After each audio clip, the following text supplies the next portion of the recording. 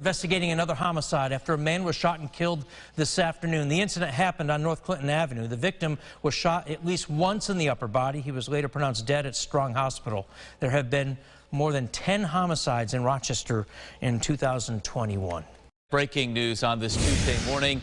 Word that a 16-year-old boy has been killed after another shooting in Rochester. It's the city's 14th homicide of the year and the second in a 12-hour span. 2 more homicides in Rochester, New York. Back-to-back murders. You heard the reporter there, both within 12-hour period. And again, it's just another example of the hypocrisy, the double standard of these so-called movements, groups like Black Lives Matter, who are quick to protest whenever a cop abuses or takes the life of an innocent minority, as they should protest, as there should be outrage, as there should be marches and rallies, and as the police should be held accountable. Absolutely. But what disgusts me and what disgusts other folks is the blatant hypocrisy where you don't see any outrage, you don't see any marches, you don't see any rallies, you don't see any protests whenever minorities are gunned down, right?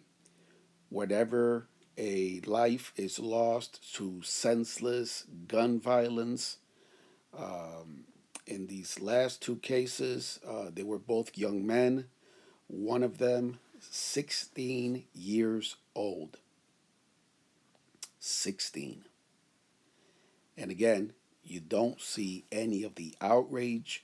And it's not just in Rochester, by the way. It's in cities like I always talk about, like Chicago, a city where young, innocent children, as young as 1 and 2 years old, have been killed, caught in crossfire, sometimes while sitting in their grandparents' vehicles in their car seats. They have been hit by stray bullets, bullets being fired by gang members shooting each other. And it's just disgusting. Like I said, Black Lives Matter is nowhere to be found.